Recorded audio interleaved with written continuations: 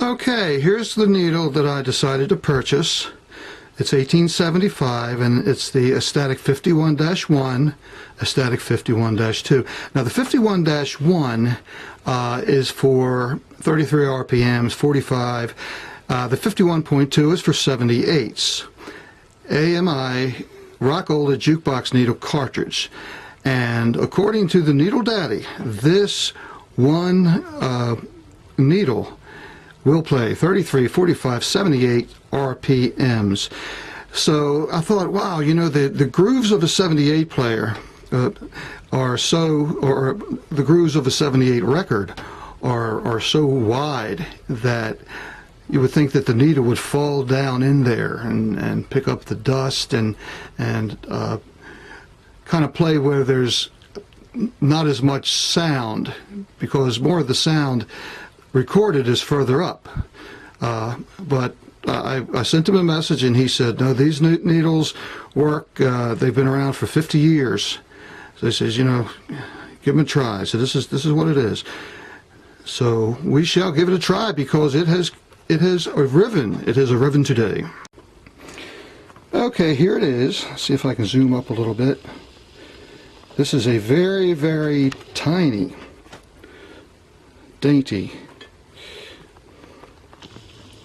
See if we can zoom in a little bit without. There it is. And here's the needle, very small, and these lugs back here are kind of hard to get to. I assume that you can't solder these in, so I'm going to have to figure out a way to get this into this arm, get this arm not to move around too much, and then during this video we just might be trying to play a record, and we'll see how that goes. Okay, now fortunately these connectors were hollow, so I could actually take some very thin wiring and actually stick it up in there, okay? And I don't think soldering was the way to go. So I stuck it up in there pretty good with the bare part of the wiring, and then right before the last piece, put a little super glue on the end of both of them. Now I'm going to wait maybe an hour or so, because it's going to have a lot of pull on this, and perhaps we'll be playing records. I have a Farnsworth record player from 1947, and I purchased one of these several months ago, and it fit perfectly. And that's really why I bought this one. Now, if you look at the original cassette for this, of course it's completely rotted out. That's why I had to do something about getting another one. It's very thin here, and the screws to it are very small. Very small. Too small to get through these. See, that's kind of thick plastic. And even if they did get through these, it would have to be so far up that it would actually be protruding out this crack here, which I do have that piece. I'm going to glue that back on when all is said and done. So I'm going to have to find some way to get this in there to have it seated. Somebody had mentioned double-sided something or other. I'll have to go back on the internet and see what that was about. But we're going to get it in there somehow, and we're going to be playing music, hopefully. Okay, as you may be able to see, the screw holes on the arm are too high up for this particular stylus. So what I had to do was take a little bit of super glue fix-all adhesive, which is nothing more than rubber glue, and I like to use rubber glue on something that I might have to take it back off. It's not like the regular super glue where you know you have to chisel it off of there and destroy everything. This will come off. So I've got it there, still in the testing phase. If everything works out okay, I'll probably drill two very tiny holes in order to put some screws in there. But as I said, even even if it did go up to where the holes were, the screws itself were just so tiny that, and the reason they're tiny is because the original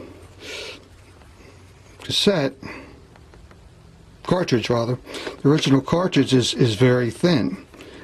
It would be put in like this. So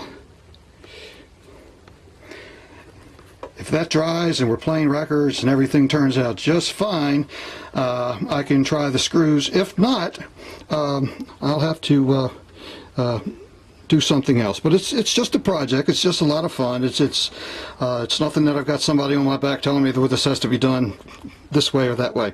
But the best advice given was from John from Arkansas. Shout out to John. He's got a lot of great videos, and he really knows how to teach how to repair these old record players and radios and televisions. He suggested that I have this rebuilt, and he gave me a site to go onto. Unfortunately, I contacted the guy, and he says it's not enough here to rebuild this. He said he could probably sell me one like this. The price would be a lot higher, and I thought for $18 I can try this. If not, I'm out 18 bucks, and then I go, and have this rebuilt anyway. But since this arm got damaged in the freight, as you can see on I think my first video on this saga, I'm just testing everything just to make sure everything's working in this set, and we'll go from there. And if you remember this piece of U-shaped metal that is actually very shaky, probably got loosened up in the freight. Probably at one time had a rubber gasket or somewhere around here. Probably went off, and it's just metal to metal. I put a little rubber glue around there, and we're just trying to get it to work now, folks, to play the records, and then we can go from there and study, bring it up to its original glory. But okay, can we play records now? Let this dry and see if we can throw on something. I'll probably start it off with a record that I'm not really crazy about, just in case the needle goes crazy. Okay, guys, your guess is as good as mine with this. I'm going to play a record. Hopefully it plays. I want to play a record from a group that never really did make it big, but I kind of like their music. I hear sounds.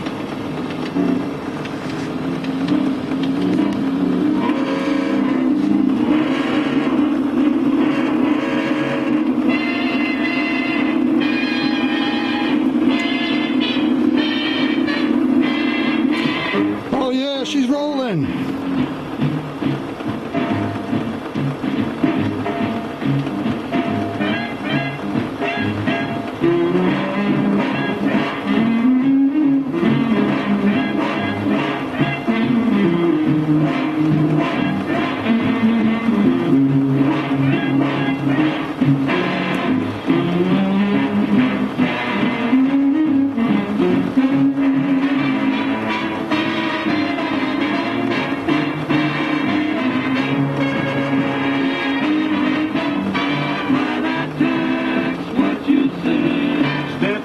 Partner, it's my day. Been running to my vision. Well, this certainly has come a long way since, if you look back at the pictures of what I received in the mail when I purchased this off of eBay, and just a lesson for anybody who mails these, through the mail, that you really have to dot your I's and cross your T's, because they can really, they're old, they have a lot of moving parts in them that can get destroyed through the mail. It is actually what happened to this. But the guy, when he saw the pictures that I sent him, he said, "Look, I don't even want to charge you anything for this." He says, because you can see that it's destroyed. Just do with what you can with it. If you can make something out of it, fine. But what I charge you, I'm just giving you a refund.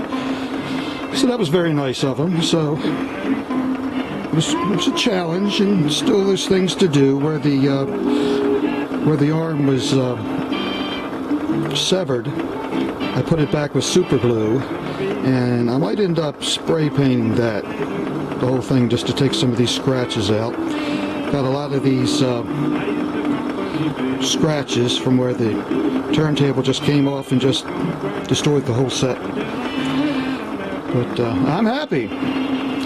So this kind of ends this series. I will have an update when I get this pretty and get some screws in it instead of the rubber glue and things. So thanks for stopping by. Wants to do me harm.